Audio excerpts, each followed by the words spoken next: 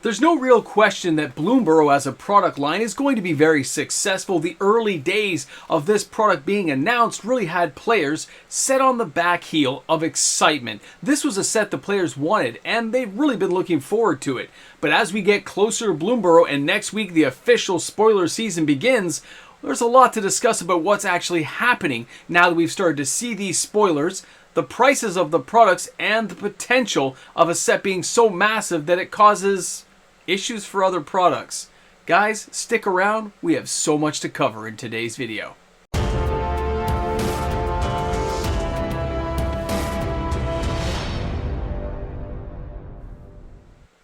Pretty much every playgroup, store, and individual person I know is talking about Bloomburrow. Welcome back, everyone. MTG Moxman here, and thank you again for hanging out with me on the channel today. A reminder, if you enjoy hanging out with the Moxman, if you enjoy my content, don't forget to like and subscribe to the channel. Turn on that notification bell. I put out new content every single day. So, Bloomburrow official spoiler season does start next week, but we've had a few cards that have kind of gone out there to let us know where the power level of this set is going to be.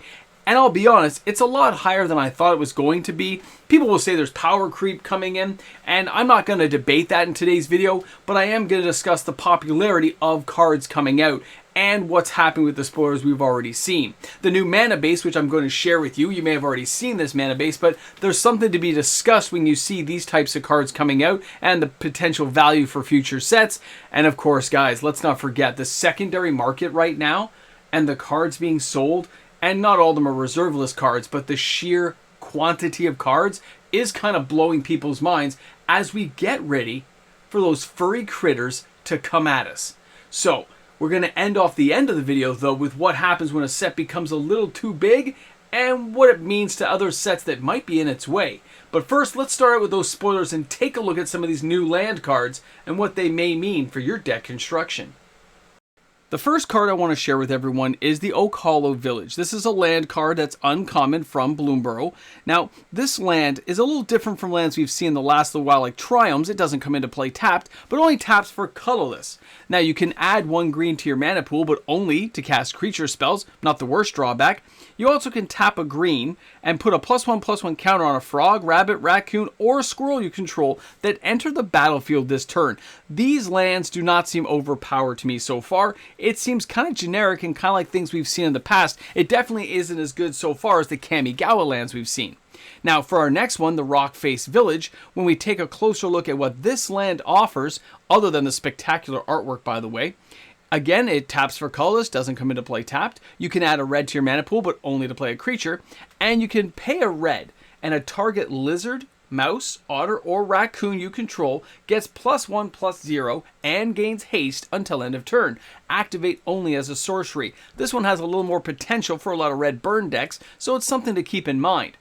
Now, for our black mana base, we have the Mudflat Village. Definitely not the coolest name, and I'll be honest, the artwork kind of doesn't stand out to me because it's very muted in color, but when we take a look at it, again, same deal.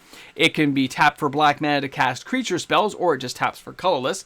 You can pay a black and 1 generic and sacrifice the village to return a target bat, lizard, rat, or squirrel from your graveyard to the battlefield. This one, just like we've seen with Taknuma, you've got a little bit of potential there for certain cards.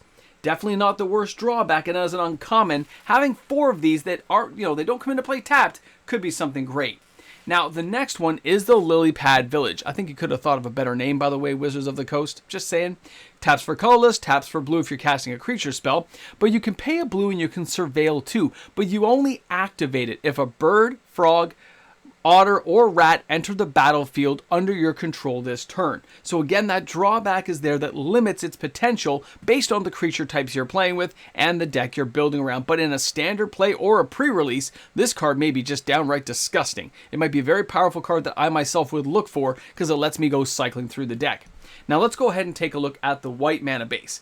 This is the Lupin Village, which makes me think of Crimson Vow, like Lupin, like, werewolves and stuff.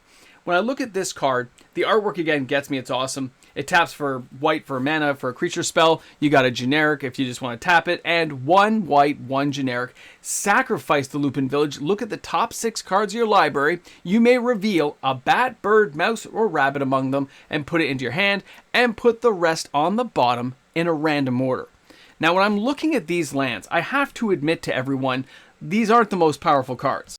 But honestly, they weren't meant to be. This is a standard set, and we've talked about that in the early days when this was first announced, that although we're excited to see squirrels and all kinds of furry critters coming around, it is still a standard set that has to be kind of meshed in with a whole bunch of other cards in the Wizards playbook. They got a lot of stuff they've got to synergize together, and a lot of cards they want to be handicapped in some way to make sure they don't get overly abused. These uncommon lands, though, will definitely see play. They will definitely fit into numerous decks, and you might see them in various commander decks as a kind of sub-in. Because they don't come into play tapped, they don't have the drawback of other lands around them, which means they just are a little bit more versatile, but at the same time, they can still give you that extra effect you need later in the game. I think they're great looking artwork and artistically. I think they're fine.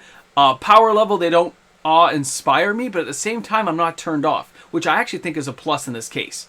I'm not going, I have to have them, but at the same time, if I get them, I'm going to play with them. Uncommon cards that actually have versatility and utilitarian purpose is great for me. Now, let's get on to some other stuff here in the video. We're on to the second part here, the sales. And the sales are something we need to discuss. I've talked to all my stores. I think about 90% anyway.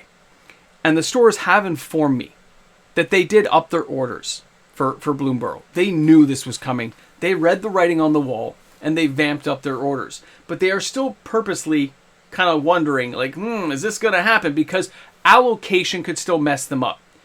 They can still only have so much of what they ordered probably arrive. We know Wizards has cut back the run, and keeping the allocation tight means you may not get some of your stuff till the following week. So a lot of stores did limit what they have available. I know the commander decks are selling like hotcakes. Play booster boxes are really ramping up now. And the one trailing in the backdrop is, of course, the collector box. Bundles are selling exceptionally well, by the way. And a lot of stores have already reported to me that their bundle packs and commander decks are technically sold out and they're not taking any more pre-orders. Check with your local store and that will give you some kind of indication of where you're at. But I do love to see a set come along that has actually got players excited. They're really just raring to go and they can't wait to get there. But this also means when players get excited like this, when they really get going, they start looking for cards that they're going to build with. And they're not always standard. We've seen a massive run on a few of the cards I'm going to name to you right now. That is going to be Deranged Hermit, Swarmyard, as well as Yavimaya Hollow, the reserve list card that can regenerate.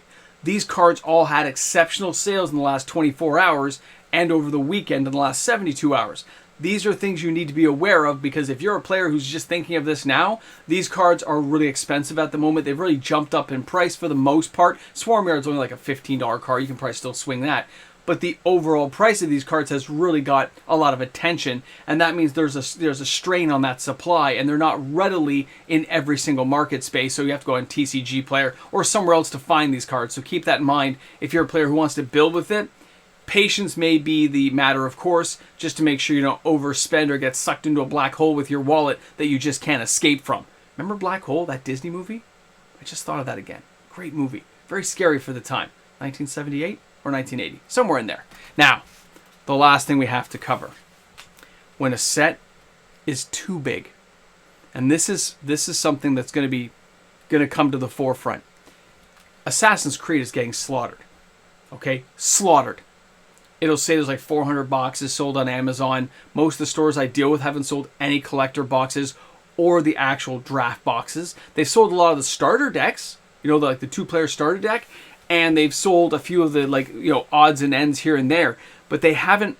No one told me it's doing well. Not a single store that I put the question out to said, it's phenomenal, we're sold out. No. The conversation has gone to Bloomburrow. So when a product gets this big, there's a chance it is going to overshadow the cramped scheduling that Wizards of the Coast has put on us. And if Bloomburrow continues to be big, if it balloons up, if it starts to glow and get out of hand, it can overshadow other products later in the year, which means players may not be as excited for Foundations. They may not care about Jumpstart 2025 if Bloomburrow is the set that they're really one of those like 1980s feeling, 1990s feeling sets where you just want to sit down and play it for months on end with some friends. This is a problem when sets become this big, and Wizards may not have intended that, but they can't escape it now either. No Velocity is going to escape that black hole that is Bloomburrow right now, sucking in people's wallets and just energizing the player base to the point where we have to now wait and see how much money is going to be left at the end of the year for even singles in some cases. Let me know though, guys. I'm curious to see what you're all thinking out there. Does Duskmourn grab you? How do people feel about the two other announcements and the cramped schedule getting even cramped more? Cramped more? Yeah, you know what I mean. It's too jam-packed. There's too much going on, and a lot of players I know are ignoring stuff. Like, flat out, I'm not engaging in this. I'm skipping this. My money's all going to Bloomburrow. Maybe I'll pick up some singles from Duskmourn. Depends how great it is. And actually, I'm still enjoying some cards from the last couple of sets. Interesting, guys. Interesting. Thanks a lot for hanging out. Thanks for being here on the video. Let me know how your LGSs are doing and what your plans are for the upcoming set, Bloomburrow. Guys, thanks a lot for hanging out with me. I will see you all tomorrow with another video. Shop smart, shop smart. Well, guys, here we are at the end of the video. That's right, we're seeing all these amazing names of supporters go across the channel, and you guys get to know all the people helping me out to make sure that daily uploaded content is made possible on YouTube for everybody to enjoy. So to my patrons, to my YouTube membership members out there, thanks again for being supporters of my channel and my dream of finally reaching 50,000 subs. It's going to be awesome. I'll see you soon.